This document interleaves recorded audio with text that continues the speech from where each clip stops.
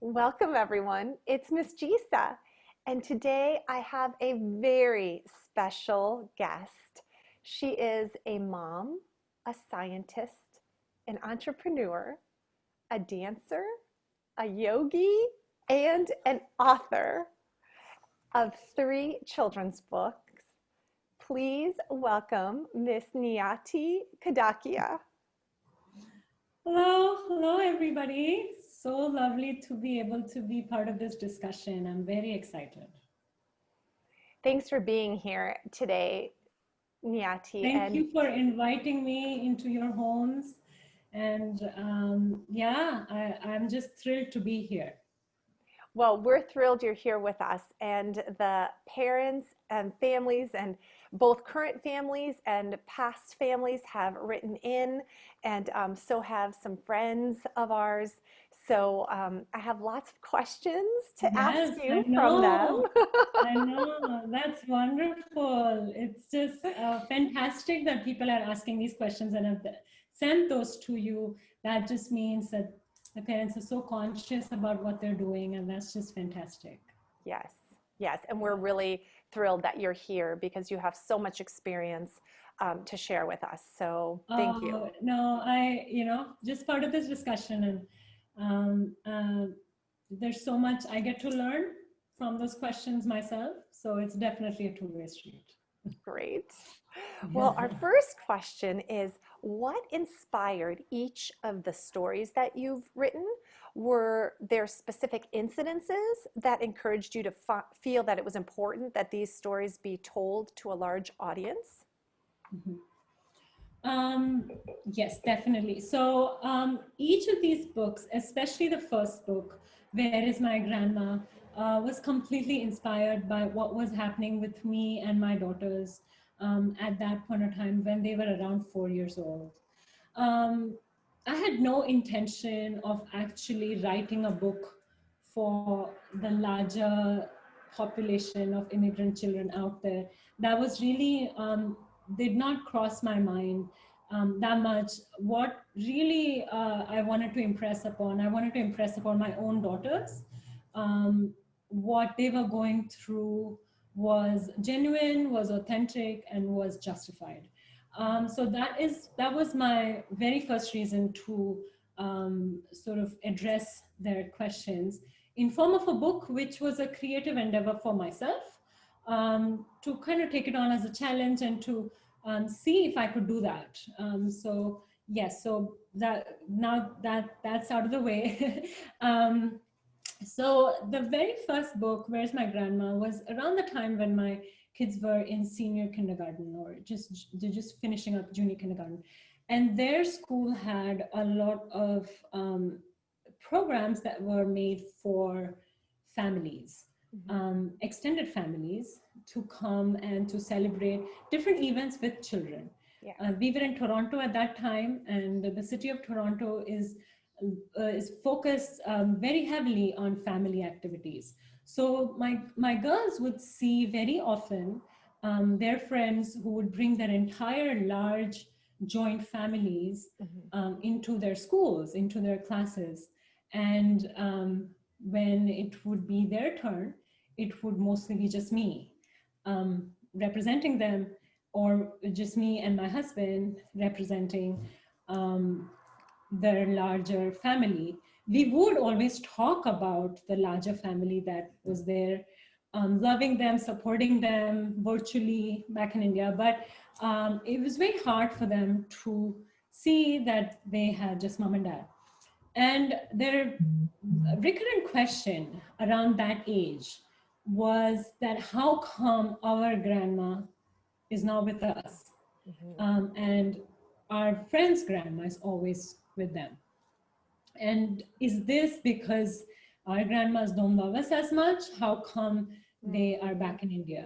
It Right. was a very innocent question, but it screamed. They were really voicing their need to understand Yes. their situation from their very innocent viewpoints. um, that question was very hard for me to answer, because I myself am very close to my family. And if someone asked me, oh, why did I leave India? It's a very hard question for me to, wrap my heart around, wrap my mind around. So for me to synthesize a question for their innocent minds was a challenge. Yes. And I believe is a challenge for most parents. But that became the seed for the story. So that was the first book. The second book was when my kids got a little older and I got a little bit more confident on being able to switch their questions into stories. Was when they were in first grade, and in first grade they could get school. They had a choice between school lunch and home lunch. Yep. And I would always pack lunch for them, and I would always pack an Indian, wholesome, healthy lunch for them. Sure. So when I started doing that regularly, I started getting some pushback from them, telling me, we're not hungry today. We're not going to take lunch. Or, you know what, why can't you just give us some pizza? Or why can't you give us a burger? Or, they would come home and eat those foods. They would love those food, the food Right. that I would pack, but they wouldn't want anything to do with them, that food in their school premises. For some time, I kind of did what they asked me to do. I did pack the pizza. I did pack, the burger. But then I kind of paused and said, wait, what does this mean? Because these are little things that sort of build to a grander question or a grander problem. So that was the reason for me writing the book. There's Roti in My Lunchbox, which use food as a symbol of identity. Yes. And to be okay with that, not only okay and comfortable, but to be proud of your food as a representation of your cultural heritage. Absolutely. So we took that, we worked with that. And again, mostly my selfish reason was that I want my daughters to be very comfortable with who they are, where they come from, and where they're headed. So they started, liking to take Indian food or whatever ethnic food to school, and that sort of encouraged their friends to bring their ethnic food. So it just was just a wonderful it was just a wonderful kind of sequence of events. And the third book, Where Am I From, was inspired by the reason well, it was inspired because we've moved a lot. My daughters in their first 12 years of life have moved 9 times. So they have moved a lot, have moved so many homes, have lived out of boxes. Yes. So they are definitely, the very innocent questions that adults ask children. Oh, where are you from? You see a new kid in school and you say, where are you from? Where did you come from? And that's a loaded question. Yes. When I took a step back about that question, not only asked to children, but to adults, I realized that this is a loaded question for parents also. And that sort of set me to a grander research project, which was not a book at that time. It was just sort of me playing around with different research methods of writing, because I wanted to learn by doing things as opposed to reading. So I set off on this sort of mini research project for myself of understanding how immigrant families view themselves and where they come from. And that was very interesting for me to unpack. And when we did that, we kind of synthesized that into a book that could be understood by little kids who are in the 5th to 6th grade level. Okay. So Wow. those are 3 books. Wow. That's a lot of work that you put into a children's book, just all the research Sure, that yeah. all the families that you talk to get a sense of people's responses to the question. Yeah, and also this was not just me. We had a team, we had team of like-minded parents who helped me out. There were librarians who were helping me out, and there was definitely a gang of mothers behind me that was, doing everything possible, setting me on the right direction, and Yes. just nudging me a little bit here and there. Yeah. So not just me, but definitely a group of very kind and helpful women. Yeah. And what did you find out, like talking to parents, like because you interviewed not only parents and children, but you also interviewed extended family, right? Like grandparents and Yes. aunts and uncles, and you Yeah. asked them this question, where are you from? And you got some really interesting answers. Yes. So what we decided to do was we decided to go to some families that had volunteered to be part of our study. Initially, there were just about I want to say about 15 families, and then then it kind of grew from there. It was 15 families that I saw and talked to in a room. But then when it grew, it also became sort of a virtual sort of conversation for families that I didn't know. But the initial 15 families, what our thought was that we would go into these homes, and the homes typically have three generations living together. So it's the grandkids, which are the children that we're focusing on, the parents, and then the grandparents. The grandparents are in a small percentage of homes staying in the US with the grandkids and their kids, or they're visiting. So we had both. Okay. And then what we did was we told the family that we were going to call one member at a time into a room and ask them only one question. And we did not, they could speak as much as they wanted, but they have to answer the question first, which they did. And then sometimes they would go off and justify their answer. Sometimes they were offended by the question. So we had all kinds of people. So for the first, for my idea for this study was very simple. I thought people would say one way or the other, and each family would have sort of a consensus of what they're saying. Right. I would go to family A, and family A would say, "Oh, where are you from? Yeah, we're all from America." "Oh, where are you from? We're all from XYZ." Right. But what we found out that almost every member in the family had a different answer to that question. Interesting. So the mother would say, for example, the mother would say, "Oh, we're originally from India, so we're Indian." Or the father would say that, "No, we have an American passport, so we're American." And the grandparents would say something else. So we got all this data, or just answers that I'm calling data. We got all these answers, and then no wonder the children are confused. No wonder the children don't know. Right. Because Because they're hearing all these different answers.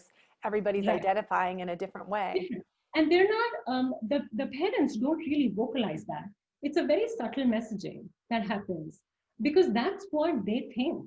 No one's really asked them that question directly, or no one has asked a husband saying, "What do you think?" "Oh, your wife thinks separate." Your wife thinks opposite. Or what you're saying, "What about your children?" So anyway, that was the first question we asked. And the follow-up question was later on, we would get back to them or reach them over the phone, and we would ask them, "Why do you think so? And what do you want your kids to know? What do you want your kids to think or answer when the same question was asked to them?"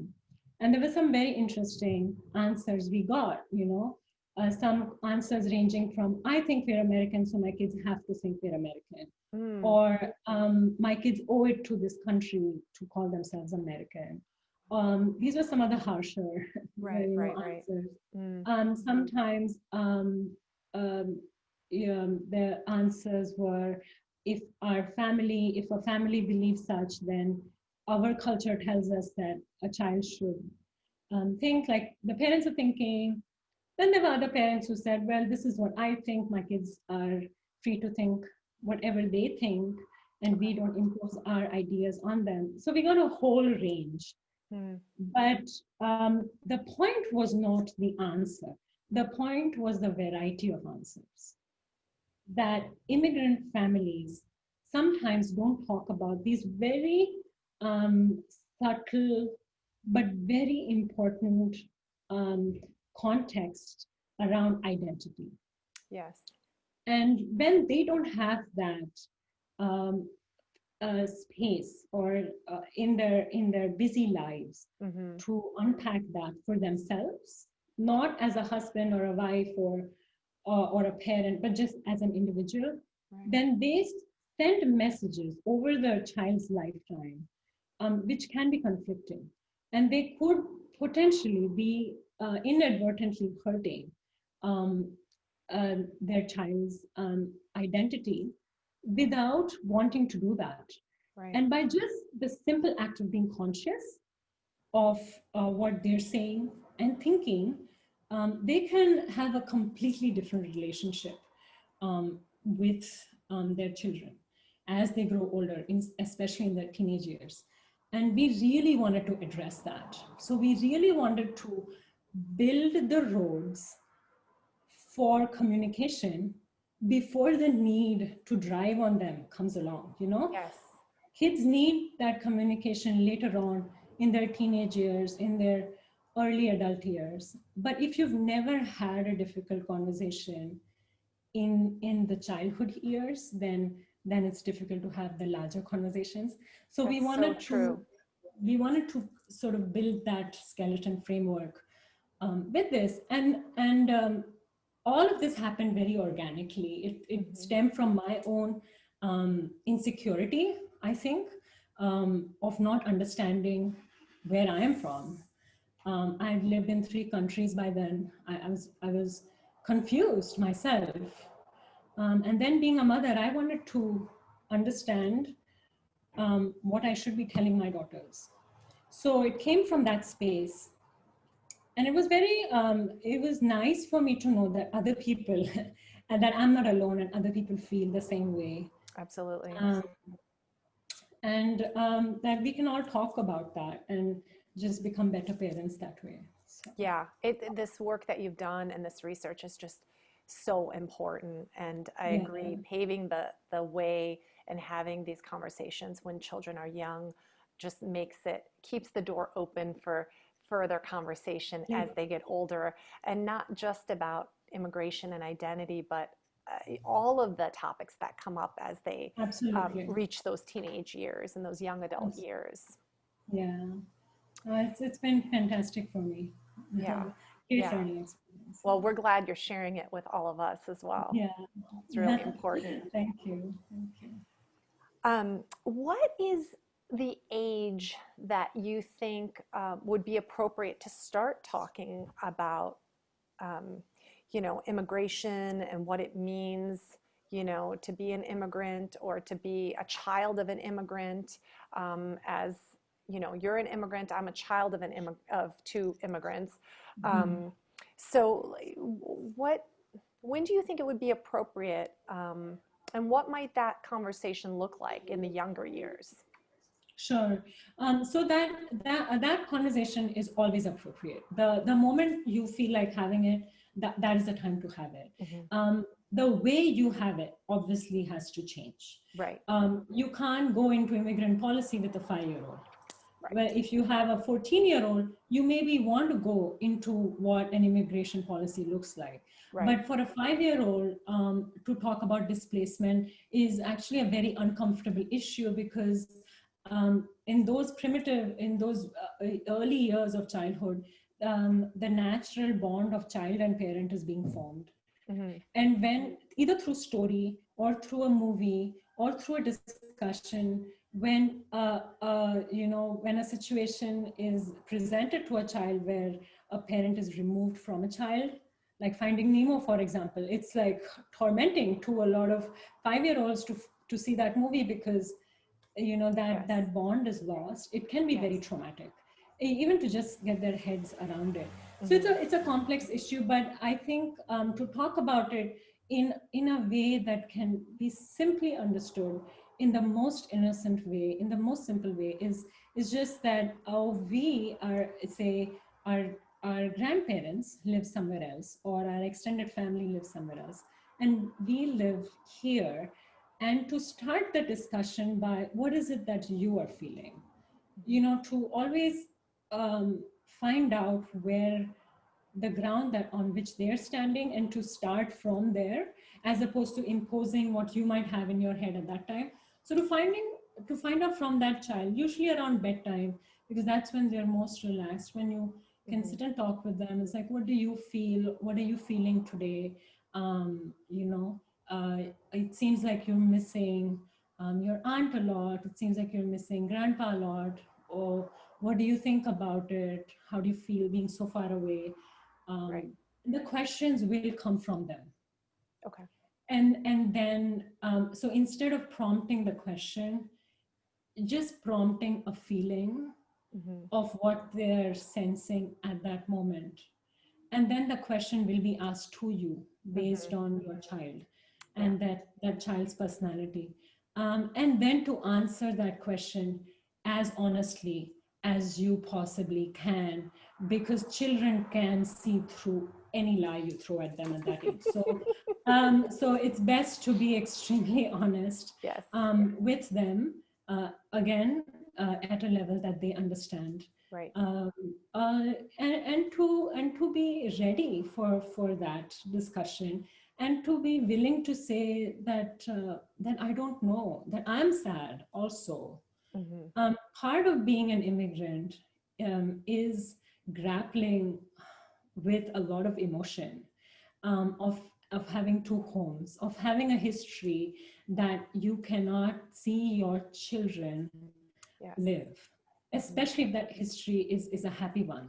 Right. Um, and to not have a common past is a difficult ground to Yeah. have a parent-child relationship. To constantly be trying to understand each other is also a difficult place to be. And to be able to tell that to your child that I don't know what you're feeling. I had my grandma when I was growing up. What is it like for you? Right. And the questions will come. There are some children who will be very closed, are very private about their feelings, even to their own parents. Mm-hmm. But then to be extra perceptive to their needs, maybe they gravitate towards certain books, maybe they gravitate towards certain pictures, certain music, and then to prompt that. Um, but I think it's very important to be completely open um, to your own feelings as a parent, Yes. and to be honest to your child, that it is hard, and to not sugarcoat anything to a child. To Yeah. say, oh, we came here for a better life. What does that really mean for a child? Yeah. A child has not seen, has nothing else to compare their life Absolutely. to. Yeah. So to tell a child that, oh, well, we came here because we want you to have a better life. Okay, good night. See you tomorrow. Is you're Right. not helping the child, Right. Process and understand their understand that. situation. Yeah. Yes. Yeah. So to open it up, and it's like, also to be okay to feel certain feelings on your own. And a lot of times I have discussions with my daughters that completely drain me. At the end of having a discussion with them, I'm completely drained and I'm completely emotional because I've had a very tiring, draining discussion with them. But I think that's phenomenal because that, like really bonds you with your child. Yes. Because your child sees you um, feeling those senses with them, and that is marvelous. The Yeah. questions and answers are secondary.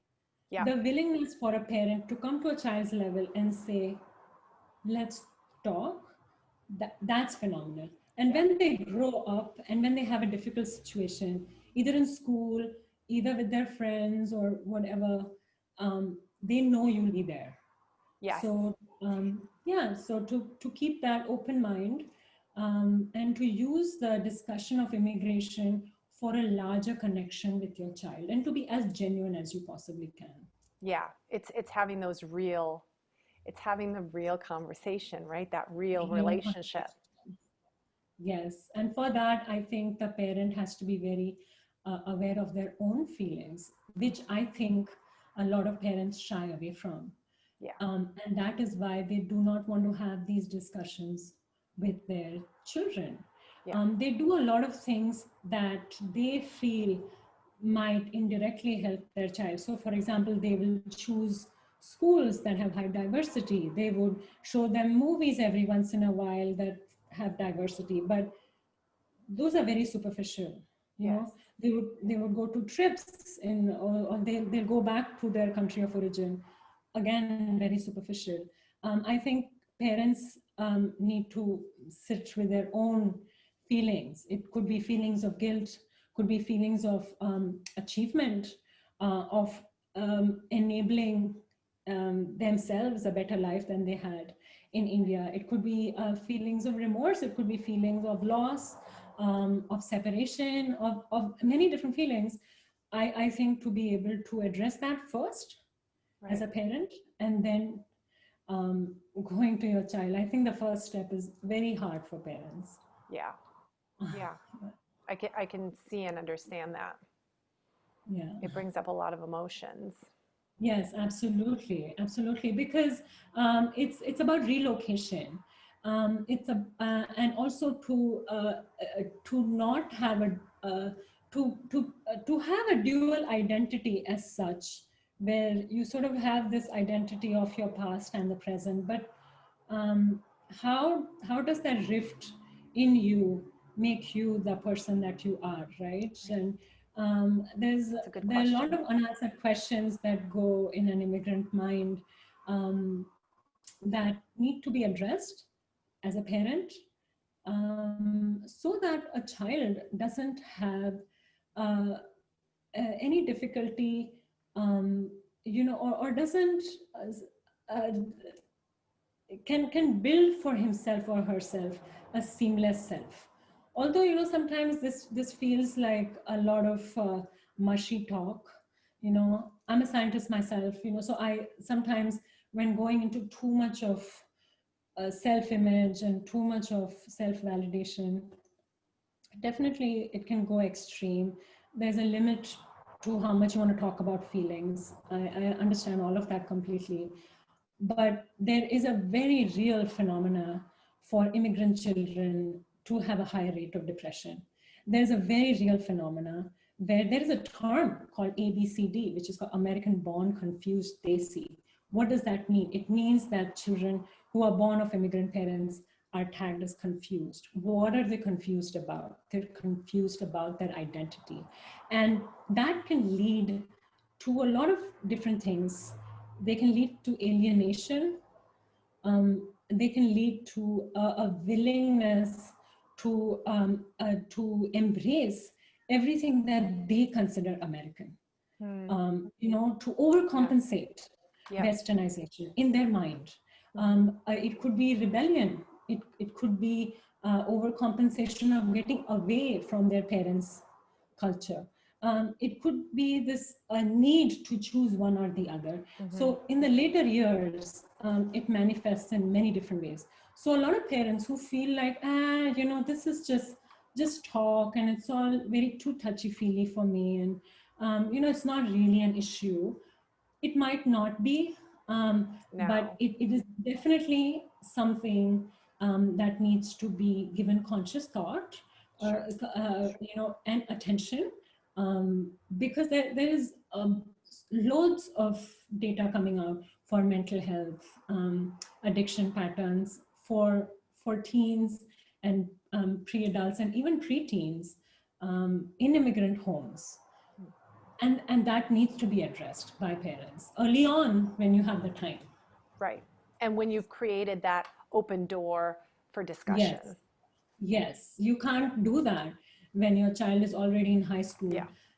You hope that never happens to you, but if there is a need, if that is very hard to build that "I'm here for you" conversation, or "why is this happening to you" conversation, uh, when a lot of things were sort of not looked at head on. Right. Right. It's harder when you're in the middle, in the thick of it, instead of starting Absolutely. from a young age and having Yes, those yes, conversations. yes, absolutely. How do you blend your voice from India and from the other countries where you've lived into your books? Yeah, that's a really hard question. Um, so that's a very hard question for me to answer because when I'm blending them, it's not a conscious thing that's Mm, happening. It okay. have been. Yeah. Um, One of the things that I like to do is I like to get into different personas when I'm writing. So, for example, if I'm writing from the point of view of a mother who has lived in a certain place, then I'm in that persona. And I think and I feel from that point of view, and I use language from that point of view. Okay. Um, or coming from a child, then I would be in that persona. A lot of times, what has happened, which might not answer your question directly, but sort of indirectly, is that I would be reading the drafts of these books to children Hmm. from those areas. And sometimes they would give me feedback that would influence the voice. Oh, okay. Yeah, so they would say certain things of like, oh, no kid would talk like that. No kid would talk like that in our school. So then the dialogue would change, the voice would change. So sometimes the feedback that I get from kids and adults actually influence the book way more than what I have put in there initially. Okay. So it's a matter of iteration. Also, just the different places that I've been. Of course, when the time that we moved back to India, and when I had the opportunity to live in India with my children, um, uh, just I think being very aware of how I felt being a mom there, and being very aware of how I felt being a mom in Canada versus in the US. And I think there are very subtle differences that are socially acceptable, not acceptable, or just expected expectations from moms. As big as government policies for mothers in these three different countries are very different. Yeah. Policies around work, policies around parenting, it's can go on and on, but that has been very interesting for me to see that it's fundamentally different to be a parent in India versus Canada versus any, like the place where you raise your child has a tremendous effect on how you parent. Uh, Absolutely. and a lot of times we don't have an influence on your external situation. Hmm. Um, Most of the time, we can't change that. Um, there are parents in India who would love to change 100 things that are happening around them so that they could parent in X, Y, and Z way. Same with the US. There are 100 things that I would like to change, but they're beyond our control. So my sort of takeaway from raising my children in these different ways is to one is it made me understand that there is this common challenge of parenthood that we all have, irrespective of immigration or not. So there's this sisterhood of motherhood, like I call it. Yes. But the second is that using, and to know that if everything external, all parents have that common problem. One thing that we can control is our relationship within the four walls of our home with our children.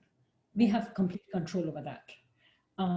So to focus on that, to talk about our environment, of course, but then to focus on that and to go from there. So that definitely, I realized that living in all these countries, and that influenced my work greatly. Yeah, and I love that you shared your work before you published with Yes, children to yes, see what their thoughts were yeah, about your stories. I think that's brilliant. yeah. Because I think my aim was never to get published. Right. But that it just happened.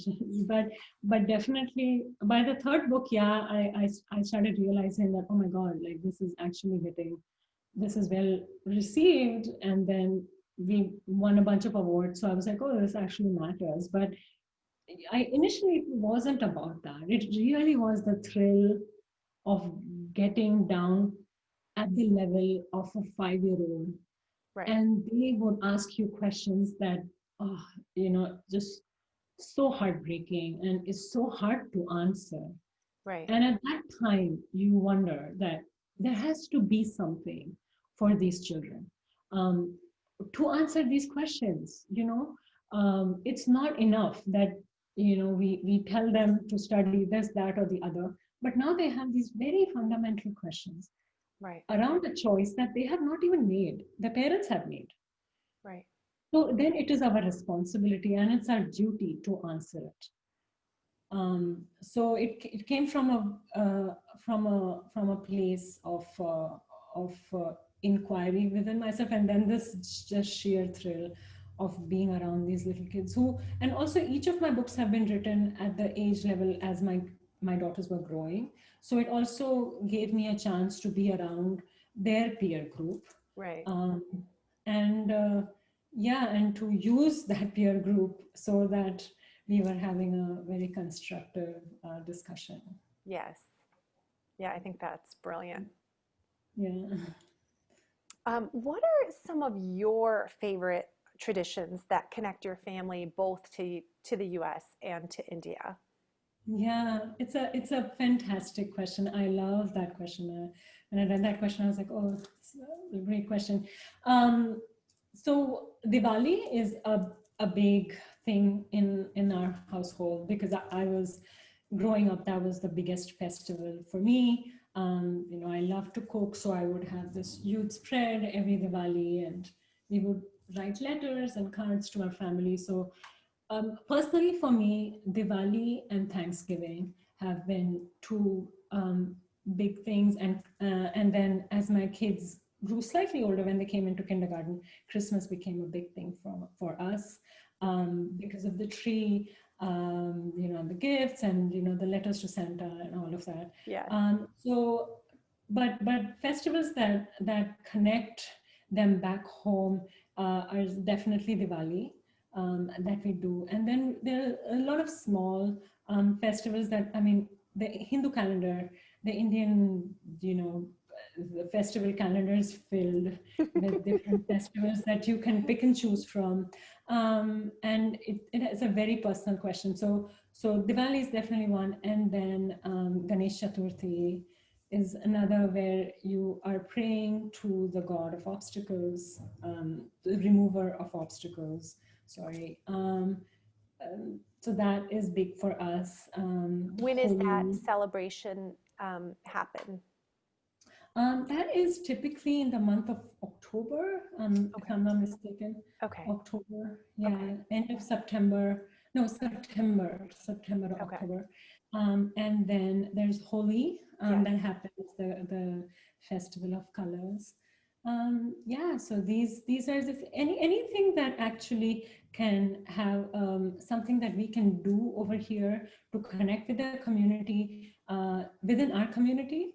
Um, and to actually have some activity that we can actually do. Like in Christmas, we have the setting up of the tree and everything that goes around that.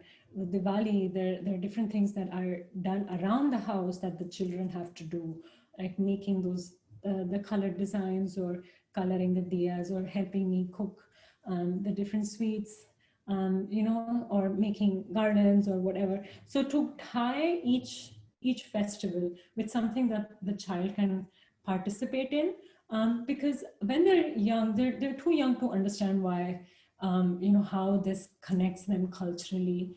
Right. They do it because of the feeling they feel of the family being together. Right. Mom, dad, everybody's together, everybody's happy, and you're talking to all your family members. Right. So that sort of is what I touch upon in no matter what festival is happening. And also just using that festival to connect with as many family members as possible over a phone call or now a video call or something. Yes. So the children don't only theoretically know that they have a family that's there supporting them, loving them, but actually talk to them, enough that it's not a once a year call or a Right. twice a year call, that this is a recurrent call, and using the festivals to start off that momentum. Yeah. That Sometimes you need, interaction. yes, because sometimes it's so odd for parents to be like, how am I going to reach out to this uncle that I've never reached out to myself? Like, how's that going to happen? Right. I kind of like him a lot, but oh, how do I? So festivals are kind of like an excuse to have a reconnection with your family, and to use the mediums, the amazing mediums that we have nowadays with Yes. video and audio. Children can feel connected to wherever their families from all around the world. Yeah. Do you find, do you face difficulties with blending in, from all the different countries that you lived in, and then um, and the cultures? Do you find it hard to blend that all together? Blend specifically the Um, festivals. what challenges like did you face in blending the different country, like the cultures from the different Okay. countries you lived in, like Canada and the Yeah. US, with your Yeah. Indian culture? Yeah. Yeah. So it wasn't like I was trying to blend these different. It wasn't like these were the um, exogenous cultures that I was trying to mix into the native Indian culture. That was never really the focus. The Okay. focus was to have a true amalgam. For me, now I have lived outside of India more than I have lived in India. So it's very hard for me to say which of the cultures is dominant in me. But truly for my children, it's a true amalgam. Yes. So I think that question should be analyzed a little bit, because it's unfair to say, especially to an immigrant child, that there is a dominant culture and then everything else is being added. Mm, Um, as opposed to the fact that you are everything together right. and you are a whole. Yeah. It's not that if something is removed or something is added, you are less or more.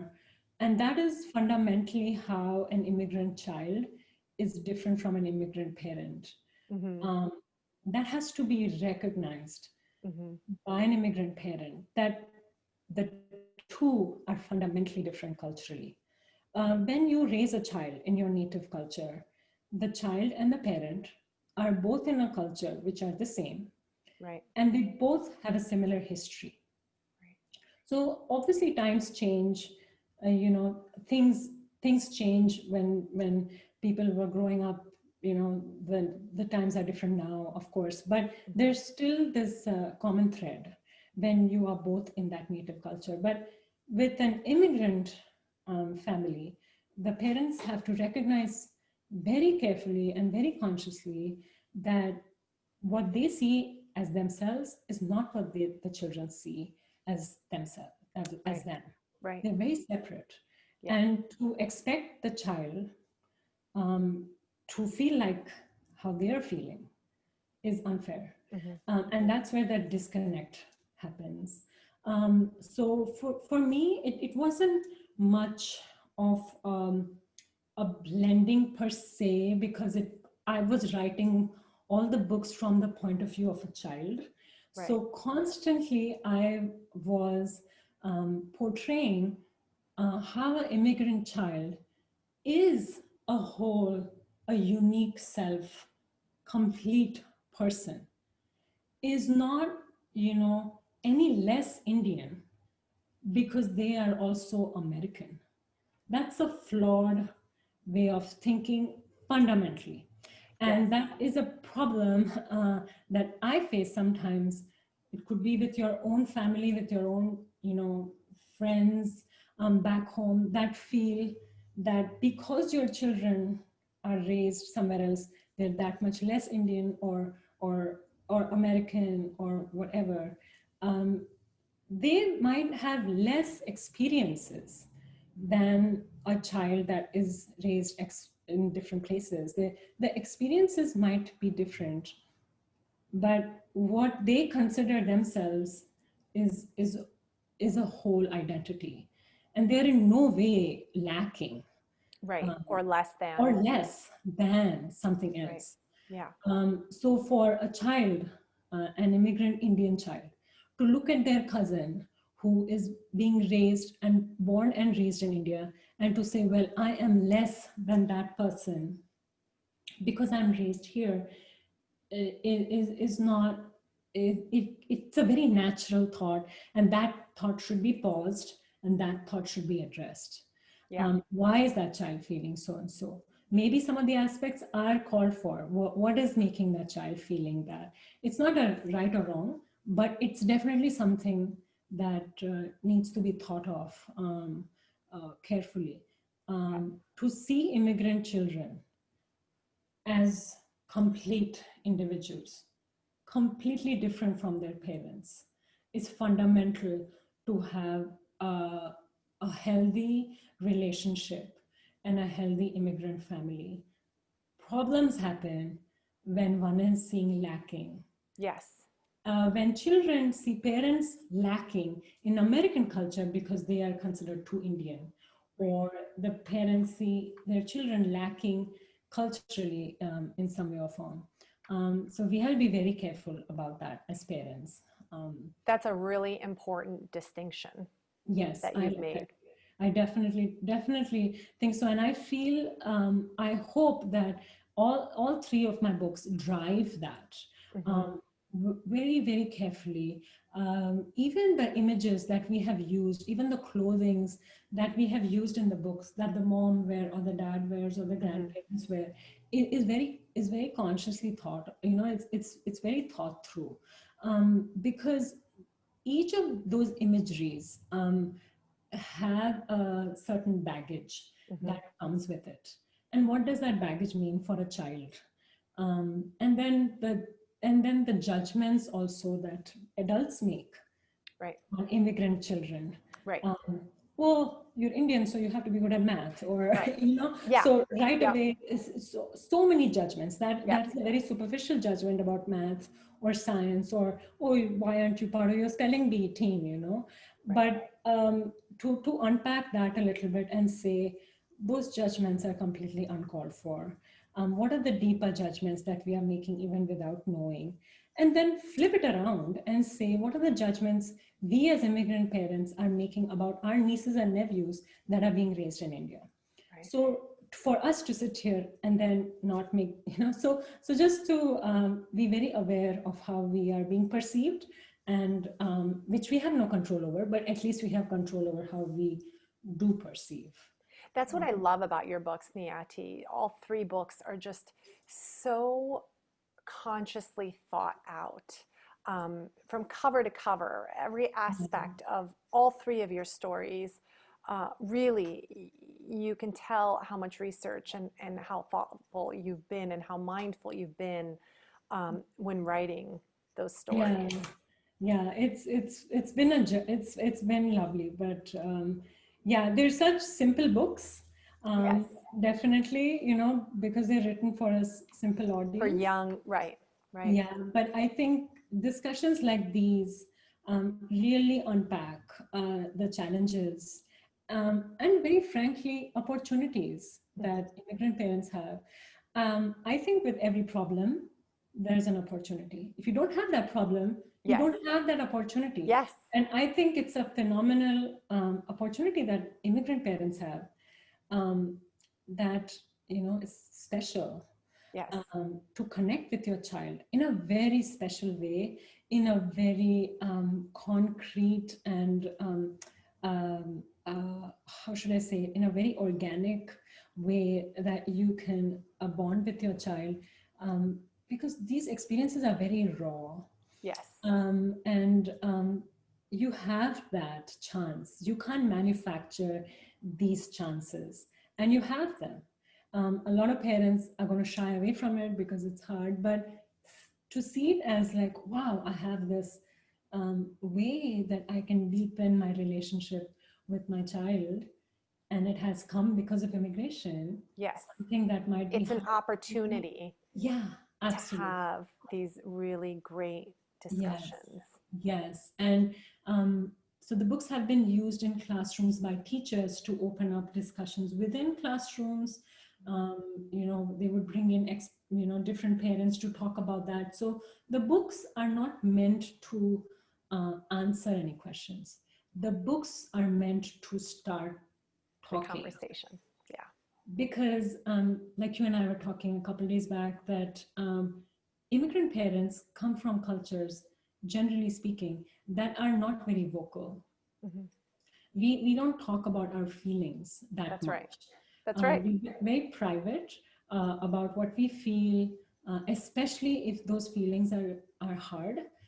They are either suppressed, Yes, ignored, denied, absolutely. not talked about.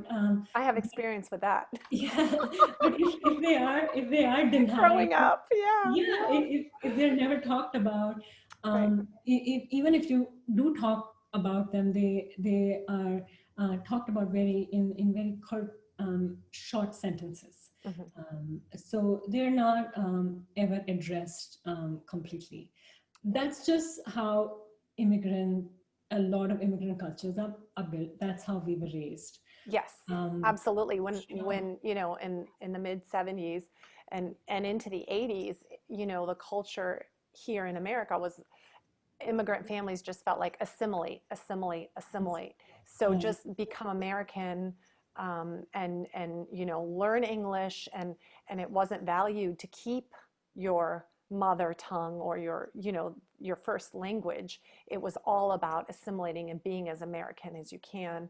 Right. Um, as a teacher, maybe I have a skewed view of this. I think nowadays we are much more um, open and celebrating these differences. I know not everywhere, but I hope that that as a whole we are just realizing that if everyone was like me, Mhm. it would be a very boring place to live, right? It is that America is built with all of these cultures and immigrants that have come over the years and the decades, that we all like to go and taste different food and Yeah. celebrate, Yeah. have different celebrations, and that is because of people who have immigrated here from Yeah. all the other countries. Right. And I Absolutely. just feel like that's so beautiful. And I know as a teacher,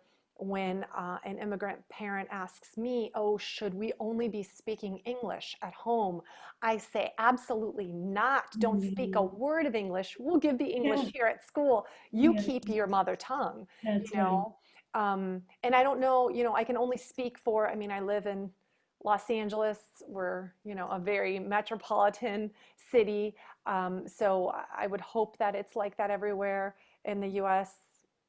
May not be, but I hope that it's a lot better for immigrant children now than it was Um, being a and child of an immigrant back yeah, then.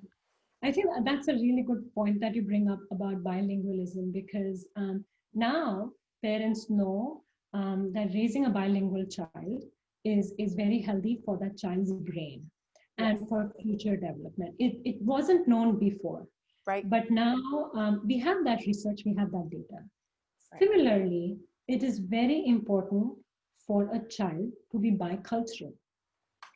Just like you are bilingual, right. and to embrace how many ever languages you might be speaking, Yes, and that wires your brain differently, actually makes it heightened for compassion and empathy and for self-care, yes, if you have those mechanisms set on early on in life.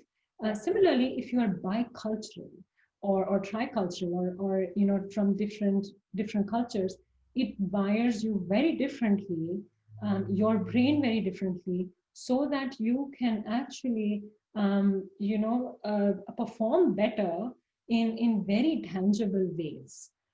So even for parents who find all of this too much of talk around feelings and identity and all of that, I urge them to look at the research, look at scientific journals that talk about raising children in a bicultural environment in which the issues of identity are very central in the way the brain is wired, so that they can perform differently, because their resilience increases, their grit increases, their persistence increases in different issues when compared with children of the same background, but those that were raised in a way that they had to choose one or the other. So I think that's a very important point. People don't talk about that enough, because it's concrete black and white research that is out there, that actually talks about how a brain, a very young brain, is wired.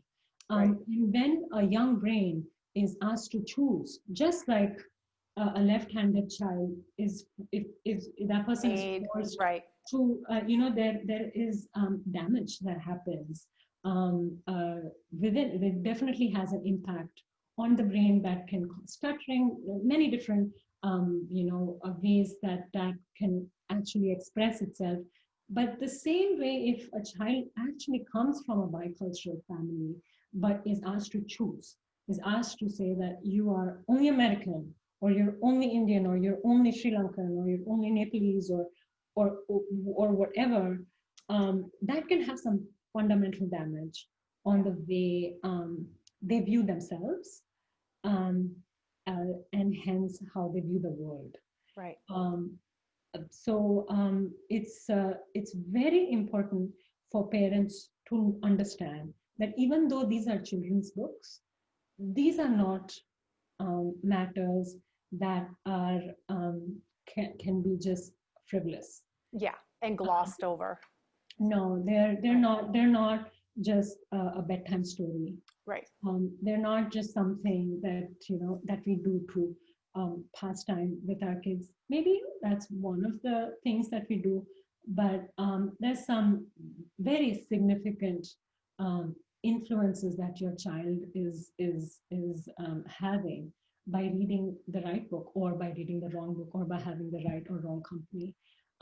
So to be very aware of that. Yeah, it's so true. Which actually leads me to another question that a parent asked of you. What advice would you give parents born outside of America raising kids in this culture, and what challenges can parents anticipate, and how can they work through these challenges? Yeah. I know it's a lot. It's a lot, and I'm in no way, completely qualified for that. I can speak from my experience. Yeah, absolutely. Uh, I think we touched upon it a little bit before. I think the challenges come because the parents view the identity of their children exactly like theirs. Mhm. And they go from there. They go from that as being the starting point, and hence the gap in understanding. Right. Or if the children see their parents as fundamentally exactly like them, then also there's this gap in understanding. So that starts off. The challenge starts off Right there. and the other challenge is parents just not having thought through what they themselves feel. And whatever they might be feeling, there's no right or wrong about this situation. Their immigrant experience, literally every immigrant has a unique experience, Mm-hmm. has a unique motivation, has a unique history, a unique past, and they're headed in a very unique direction. 100%. So yeah, so to completely own whatever your history is, whatever your journey was, to completely own it and to not feel guilty about anything you might be feeling. And to say that that is the reason I am where I am. And then to unpack it from there. And then to kind of understand why you are feeling certain things as an immigrant individual. So to address that first, even before you get into trying to understand your children, the biggest challenge, I think, is to be vulnerable to your own feelings as an immigrant. And an immigrant can be a very lonely person, because even though immigrants have all these different groups where they meet and they do things together and they have common cultures and they behave or look in a similar way, being an immigrant can be pretty isolating. So to first of all be okay within yourself, and if you're not okay, then to get help, to look for help, especially for mothers who are new to this country, or have spent under 10 years in this country or under 5 years in this country and have a child, and are feeling extremely vulnerable and lonely and are feeling confused. It's completely normal, and they need to seek out company. So that is a huge challenge. Even before we talk about the well-being of a child, it is extremely important to talk about the well-being of the mother. Yeah. I cannot stress that more. When writing these books, because it just naturally happened that I happened to speak to a lot of moms, more than that. I spoke to a large number of dads, but I happened to speak to a larger group of women, of moms. The amount of women that came up to me and told me that they're lonely, that they are either depressed or they need someone to talk to. Or the women that would talk to me and say, I've never talked to anyone in the past 5 years like I have talked to you. And that blew my mind, because they're in a very vulnerable state. They're with a child, they're caretakers, and they themselves are wanting. So I think that is the biggest challenge for an immigrant mother, to address her own needs first and foremost. To seek help if you're lonely, to call a friend, or to call you and me if somebody's listening to this video, to reach out, to not feel lonely. Absolutely. After they have overcome that challenge of not feeling completely alone, then they can start addressing some feelings that they might have, honestly, on their own, either with a friend or on their own. Only after that they can go to address and comfortably be with a confused feeling of a child. You're just going to muddle a child's feeling even more if you yourself are completely confused as a parent. So that is like the main challenge. Now, after we have overcome these challenges and we are in a position to start the discussion with our children, then to understand that we are in a position of support. We are not in the position of we are not here to educate our children one way or the other. We are here, at least during that time of the discussion that you're having. Overall, you might be there, obviously, to educate your child, to make them better. But while you're having this discussion over the dinner table or during bedtime, you are there for support. You're not there to teach or preach or tell them what is right or what is wrong, according to you. You're there to listen to them.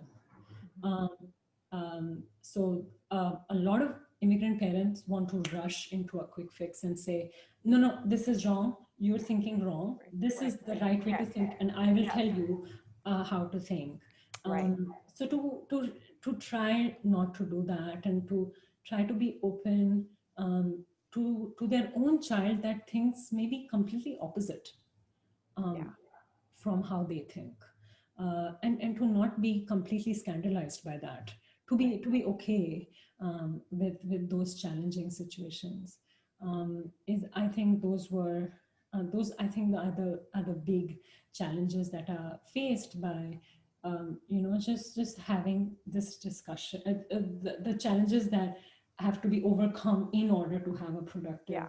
um, discussion. And your second part of the question was how to overcome. I think, yeah, I think so. I probably sort of answered that. But to overcome that by just having an open frame of mind, to have an open dialogue, and to also enter a discussion from a point of curiosity, to Good be, advice. I have no idea what you're feeling.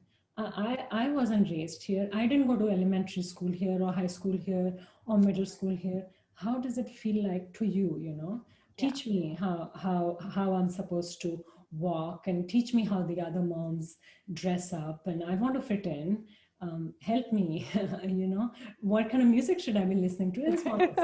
Right. So, or when you have their friends over, say, "Oh, what am I supposed to cook?" You know, I want to, learn from them like they're learning from you. Yeah. Make it a two-way street. Yeah. Yeah. Yeah. So true. Um, so another question is, how can we hold on to our culture or the culture of our ancestors and still move forward in today's world? Yeah. I think using um, small things that you hold dear yourself, and you could hold a lot of things dear, or you could hold nothing dear. You might want to start completely afresh as an immigrant coming into the US. You might want to erase that part of your history, or I have met parents like that who don't want anything. The idea of their history or their heritage pains them Mm, in one way or the other. Now that is a different situation than when a parent is very comfortable and actually feels empowered by their childhood and their past and their heritage.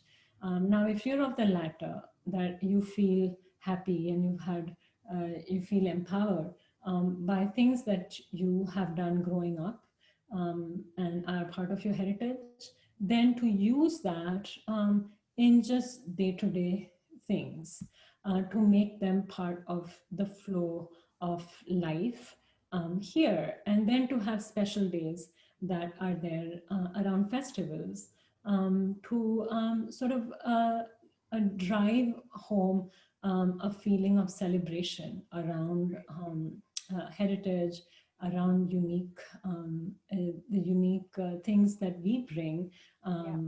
to our community, and to also use the different things that you do. Either it could be festivals, or it could be just small things like the movies you watch, or the way you behave at home, or the small temples that you might have in your home, to invite your larger non-immigrant community to be part of that, Yeah, you that's know, great. and to make it a larger experience and to share it Yes. as opposed to keep it closed. When you share it, you realize how beautiful it is. And the moment you share something, you get something back in return. And then you learn about all these other cultures, and it sort of becomes an amalgam of different cultures. So for me in my household, sometimes I can't even tell if certain, like for example, during Christmas, we have a small thing that we do where, because we didn't have family that would give down ornaments from generations, so we had no ornaments. We bought ornaments from Costco, so now we have those ornaments on the tree. But then we started making little notes out of index cards that the children would write what they were thankful for that year, and then hang them. So that was actually something that a friend of mine in Toronto told me about, that she would do with her family, I love that. that I kind of loved and adapted Yes. into my family. Now, that is not really part of Indian heritage or Right. in Indian festival, Right. but it happened because I was sharing, and then she was sharing. So there is this amalgam, this beautiful mixture of cultures, if you may, that happens, and to be open to that, and to be open, to be okay with knowing that this might not be completely Indian, uh, but it's going to have its own unique flavor. Right. And it's Yeah. our tradition that we've developed as a family. And Yes. then who knows, one day your girls will pass it Yeah. on with their children and Correct. you know, Exactly. yeah. And Exactly. it'll also be a nice memory for them like, oh, well when this year I remember what happened that Yeah. prompted me to write that. That's what I was That's thankful for. that's right. So, such a Yeah. beautiful tradition. Yes. Yes. Yeah. The other thing that comes to mind when you talk about your parents' culture is to have their communication open, between the children and the different families that are there in India, and to let them independently have a relationship. Um, and then on its own, they will be influenced by their extended family Right. members. They will know what is there to be shared. If the families are such that there's not, it's very hard. Sometimes there's language barrier, Right. there's technology barriers, there's a lot of different barriers, and if that cannot be overcome, then I think the parents can use stories to talk about their own childhood, of what their grandparents were, or what their mom used to do, or their dad used to do, and to weave those different experiences in different stories, so that their childhood, the parents' childhood itself is like this. Uh, this little story that children kind of love to listen to. Every child almost that I have met has Yeah. asked their parent, "Oh, tell me about when you were in Yes. kindergarten. What Yes. did you I do?" get that. Yeah. I get that question a lot. Yeah, like children just absolutely love to imagine their parents as kids. I Yeah. was like, "Oh, did you do that boo boo one day? Like, oh my God, like, did that happen to you? And did you not know how to tie your shoes? And how did that happen?" So yeah, to use your own childhood, and to genuinely tell your story, then they will do what they need with that. Yes. Yes. So, what about for the families or the people who say, why is it essential to hold on to our history and different culture? After all, aren't we all American now? Yeah. Um, Fantastic question. For that, I would ask those people to think a little deeply what they consider American. Yeah. What to them means to be American. Mhm. Every person has a little bit of a different definition That's right. to being American. A lot of immigrants, when asked to them, what does it mean for them to be American? A lot of immigrants say it means that I am in a society of meritocracy. If I work hard, I can get whatever life um, I deserve because I will work hard for it, Mhm. and then I will get what I deserve.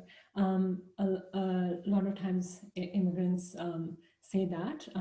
I've noticed that is what attracts a lot of people to this culture. Yes. That is what people talk about being American as. Mhm. But as far as culturally, I think people who say, well, we're American, how does it matter? What does it truly mean to be American? America, Canada, these countries are truly melting pots. And they have, like you mentioned, they have gotten their unique texture because of the different cultures that are there. There's a lot of painful history that is there in this country A lot. because of cultures that have been overlooked, because of cultures that have been isolated, that have been cultures that have been erased completely. Either way, this country has been a mixing or conflict or pouring of different cultures. And Right. if it is true that you call, or if that parent calls themselves, himself or herself American, then you do have to admit that America is in the end a mixture of different cultures, of different races, of empathy, of compassion, of tolerance. Um, and that itself, when translated to your day to day with your children, doesn't have to be an immigrant experience, doesn't have to be, anything to do with the fact that you are immigrant or your child is born here or whatever. If you can bring those values into your relationship, then that's great. Yeah. Then that is what is required. But it is required that you are true to yourself. The moment I feel that if unless there is an absolute need, like a refugee would, for example, some of the parents that we have talked to who have escaped their native country, not because of their will and wish, but because they were forced They out. had to. Yeah. Now they have a lot of pain in their history. Now that is a very different emotion to kind of pass on to your child. But in spite of that, there is something to talk about with your child, to bond over. And when you call yourself American, it is that amalgam of different cultures within you as a parent that makes you American, that has made you unique, that is then going to make you bond to your child fundamentally. So I think it's a very good question, and I think it's very important for immigrant parents to know what it means to be called That. American. Mm. And when you enter those immigration gates in the airport, and when the immigration officer takes your passport and stamps it and says, "Welcome home," what does that mean to you? Yeah. You've just left home. Right. You've left home, you have shed tears at the immigration gate in India or wherever. You've said goodbye to your parents. Right. You've maybe hugged them and cried. And now you've left something that you used to call home or still do call home. And you come to this country and the immigration officer says, "Welcome home," and stamps your passport. What does that mean to you? Okay, it is very important to understand that the American experience is not of choice. It is not built on exclusion. It is built on a collective existence. You can be calling a home that you just left home, and you can be calling America home too. And both of these are equally your homes. There is absolutely no need to choose. To have to choose. Yeah. Yes, and the experience of being American is that to be encompassing to different cultures within your own life, Yeah. within your own homes, and to call it your own. For me, that is truly American, and the American idea to me is the idea of authenticity, of being as true as you are. And to be able to be true to yourself, you have to truly admit to yourself what you're feeling. So if you indeed are truly authentic to your feelings, then absolutely you are American. If you are encompassing the different cultures that you have lived in the past and you are going to live in the future, you are truly American. If you are going to exclude things, if you are going to isolate things and to call things bad or good, or then that is not a very American phenomena, I believe. So Yeah. to to to hold and to personify what you consider American is important. Yeah. Yeah. Yeah. And I can just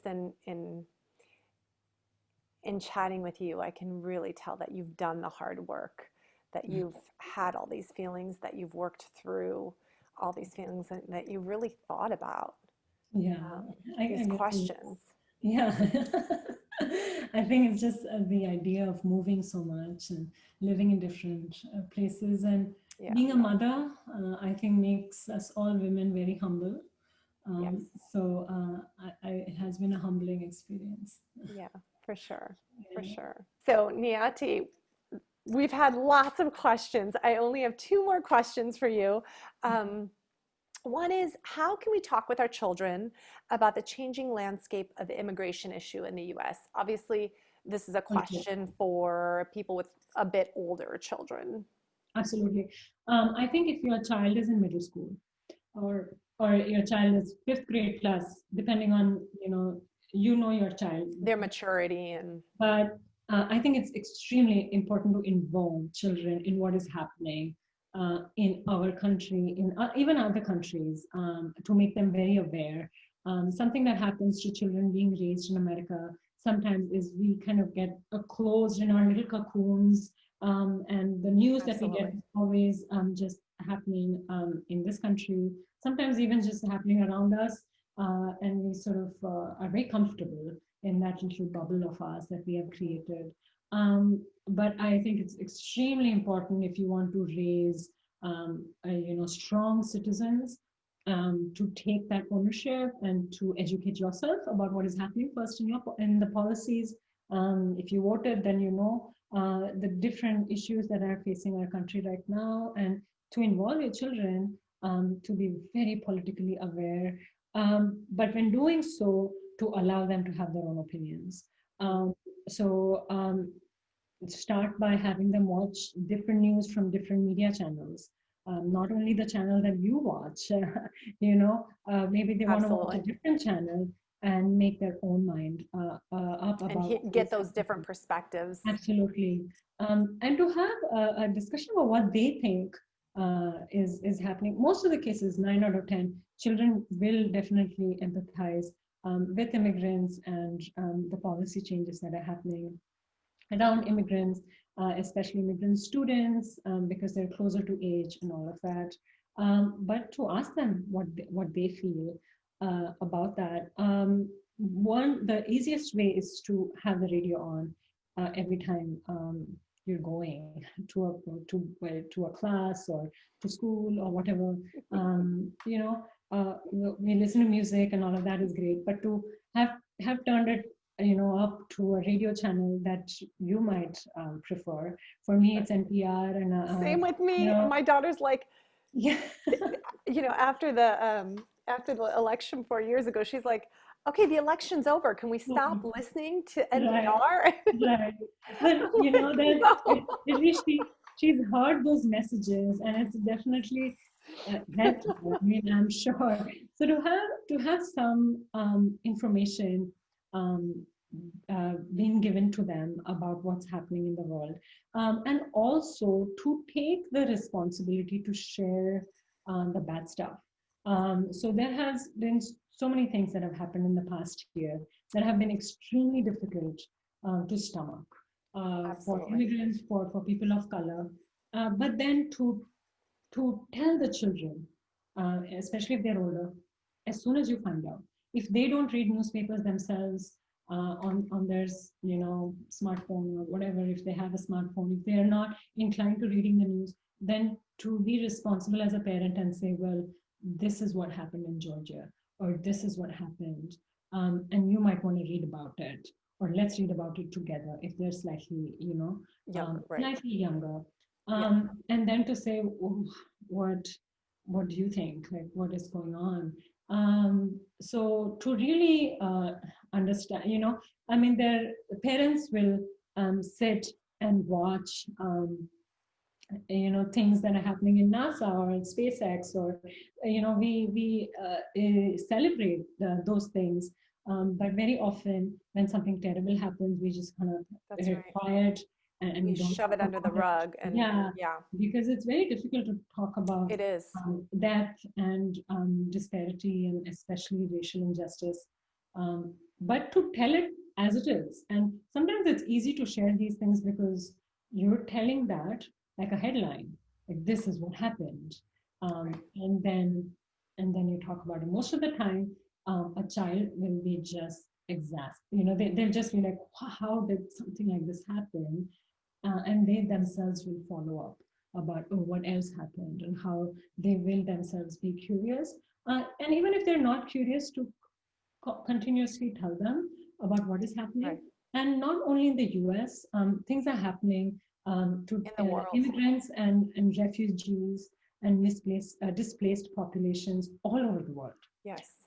Yes. Yeah, so to be very aware, first of all, yourself of what is happening around the world, and also to join different NGOs that bring that into focus. Like, for example, there are NGOs that work around distribution of food, or Doctors Without Borders, or things of that sort. Yes. That actually help refugees or people of color, or war-torn areas. So to talk about that from a place of sharing news, first of all, then inquiring why something happened, and then making it, bringing it around to your child, so that you talk about it as being grateful for the position that you have of comfort and security.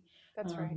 So to bring it full circle, and to close that with an empowering feeling, as opposed to keeping it open for a child to feel threatened. That's a very difficult feeling for a child. So to not leave Good it point. like there are protests out there, but to close it off, Yep. so a child feels secure and in control. Yeah. Uh, Yeah. yeah, With ideas of ways that they can move forward, and actions that they can take to yes, also make an impact, yes, right? Writing yes, letters, making phone calls if they feel compelled to do that, yes, because ultimately we are raising children who are one day at the age of 18 going to vote. They are going yes, to be active citizens in this country, absolutely, and absolutely, they are going to be able to make their voices heard in policy. Some of them may be writing the policy, or helping to create that policy. And absolutely. so, and on top of that, it builds critical thinking skills when you Yeah, open it up like that, yeah, to having and them. absolutely, to take ownership of, Right.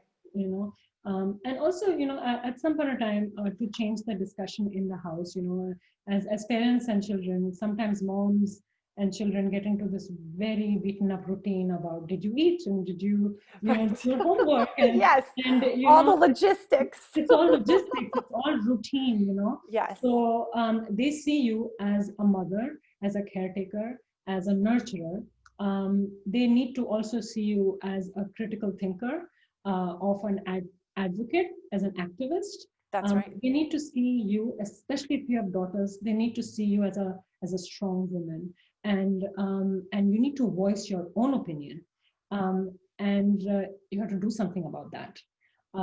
So if you coming Absolutely. back to the discussion of being American, if you do have the luxury of calling yourself American, then you have the duty to protect it. And you have the duty to, do something about it. Now that you have you have immigrated, you have gone through so many immigration, every Protocols. possible protocols, whatnot, and have come to this place where you call this country home for good. Then you have a duty to be an aware citizen, and you have a duty to not be a bystander. Absolutely. and to take a call one way or the other, and to call out injustice when it is happening, because perhaps you left your country because of that injustice. So for you to look away is absolutely hypocritical. And you absolutely cannot do that as an immigrant parent. So bringing our discussion full circle into being a immigrant parent, a responsible immigrant parent, I think we are raising children who are going to be strong adults, who are a force for good. And for that, we need to set an example for them in the here and now. That's right. And that doesn't involve just talking about family or culture, but it also talks about embracing the culture that you are in currently, and doing what you can to make it better. Yeah. Yeah. Yes. Oh, 100%, Niyati, 100% to everything that you've said tonight. So this is actually my question. This is the last question. Oh, you did. So obviously, I'm a big fan of your stories, and I'm a big fan of yours. So I just want to know, what new books or stories can we look forward to next? Yeah, that's a wonderful question. Yes, there is actually a book that has been in the works for a long time, actually. It was, I don't know if I can use that word, but it was rejected. It was, a lot of people who I talked about this book sort of shunned away, or asked me, gave me advice to not pursue it. And it's going to be a children's book, but it's going to be a children's book for older elementary school kids, to maybe middle school kids. And it talks about the idea of God and religion head on, about what children, or people in general in society think about religion, of their own religion, and the phenomena of us versus them, um, through the lens of religion. It's a very complex issue, of course. It is very It has complex. been very complex, especially in the last several years, across the world. So I was advised about a couple of years back, when I wrote my initial manuscript, to not pursue that.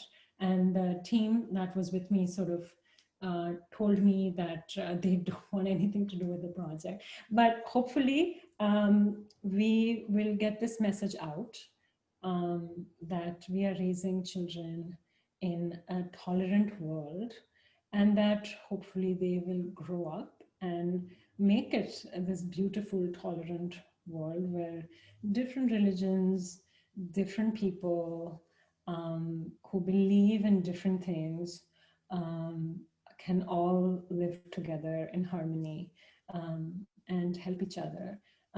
That is going to be the message of the book. And we are trying to figure out how to best get that across, so that the children and adults can make the most of it. Niyati, I'm going to give you the opposite advice that everyone else has given you. I need you as an educator and as a mom. Yeah, perfect. I need you to write that book. Yes, quickly. I need that support. Like really quickly. And yes, that is really quickly. as Should an have happened yesterday. Yes, yes. As an educator and a parent, I beg you to get that book. Thank you. Written and published. Thank you so much. We are working on it, and you will be the first to know. Thank you so much. It has been a true pleasure and honor to have you do this interview with me and answer all of our family and friends' questions, and to do the one that you did for the children. I really, just from the bottom of my heart, thank you. Thank you so much. The honor has been all mine. So likewise for everything you said. I was just very touched to be called, and to be part of this discussion. I love talking to other moms and talking to them about what they feel, immigrant or otherwise. And this has been a wonderful experience for me. And I hope it has helped the people that have been listening. Me And too. I think we're all in this together. Uh, Absolutely. and, we all just want the best for our children. And we're all just, we haven't found that handbook for parents yet. No. So we don't know where that is. So Right. we are fumbling our way into raising the best kids we possibly are Yes. capable of. Yes. And we are there to help each other. So I hope this helps. It has definitely helped me in Me my too. parenting journey Yeah. to be a more conscious mother, a more empathetic mother with all these questions. So thank you for sending in those questions and for making me part of your little family. Thank you. And we hope that you'll be back again soon talking about your Yes, next story. absolutely. Thank you For so those much. for those of you watching, if you want to get a hold of Niyati, you can get a hold of her on Instagram at Kids Belong. And I will list this in the notes below our video, or you can get a hold of me at Butterfly Garden Preschool. Thank you so much for watching. Don't forget to hit that like button and subscribe to support our channel. Thank you. Bye. Bye.